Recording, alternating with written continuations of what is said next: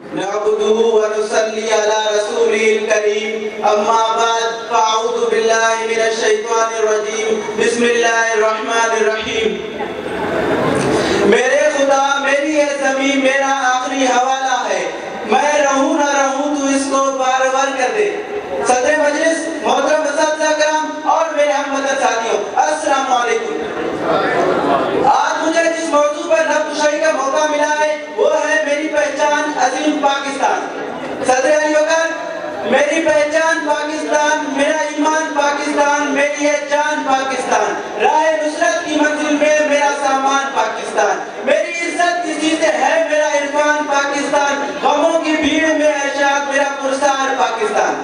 صدر علی وقار، اقبال کا تصور پاکستان، قید کی جدوجہد پاکستان، فاطمہ جناح کا پیارا پاکستان. جی ہاں، یہ وہی پاکستان ہے جس کے حصول کے لیے 100 نہیں، 1000 نہیں، لاکھوں لوگوں نے اپنی جانوں کا نذرانہ پیش کیا اور اعلان شہادت کو گلے لگایا. وطن پر فدا ہے جو انسان ہے، وطن پر فدا ہے جو انسان ہے، کہ اوپر وطنی جزو ایمان ہے. صدر علی وقار، پاکستان میری ذات ہے، میرے وجود کا حصہ ہے، یہ میرا عشق ہے. پاکستان کوئی معمولی تخلیق نہیں بلکہ یہ قدرت کا ہم پر ایک احسان عظیم ہے. یہ احسان خداوند ہی تو ہے کہ ایک کام بنا کسی محنت، بنا کسی حجت اور بنا کسی خوبی کے حضور پاک صلی اللہ علیہ وآلہ وسلم کی امت میں پیدا ہوئے اور اللہ پاک نے ہمیں اس پاک سرزمین میں پیدا کیا. کھڑے تھے ہم بھی تقدیر کے دروازے پر، کھڑے تھے ہم بھی تقدیر کے دروازے پر، لوگ دولت پہ گرے ہم نے وطن مانگ لیا.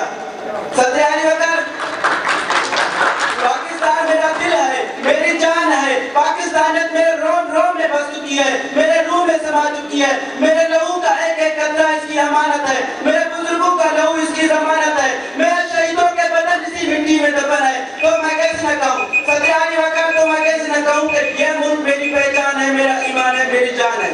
صدر علی وقار، ہم اپنی ماں سے بہت محبت کرتے ہیں لیکن مرنے کے بعد ماں بھی ہمارا ساتھ چھوڑ دیتی ہے. صدر علی وقار، یہ دھرتی بھی تو ہماری ماں ہے، ایسی ماں جو مرنے کے بعد بھی ہمیں اپنی گود میں جگہ دیتی ہے. اے وطن، تجھ سے اہل وفا کرتے ہیں، مال کیا چیز ہے ہم جان بھی فدا کرتے ہیں. سرخ ہو جاتی ہے جب سیلے چمن کی مٹی، اسی موسم میں ایک پھول کھلا کرتے ہیں. اے نگہبان وطن تیرا نگہباں خدا، شہر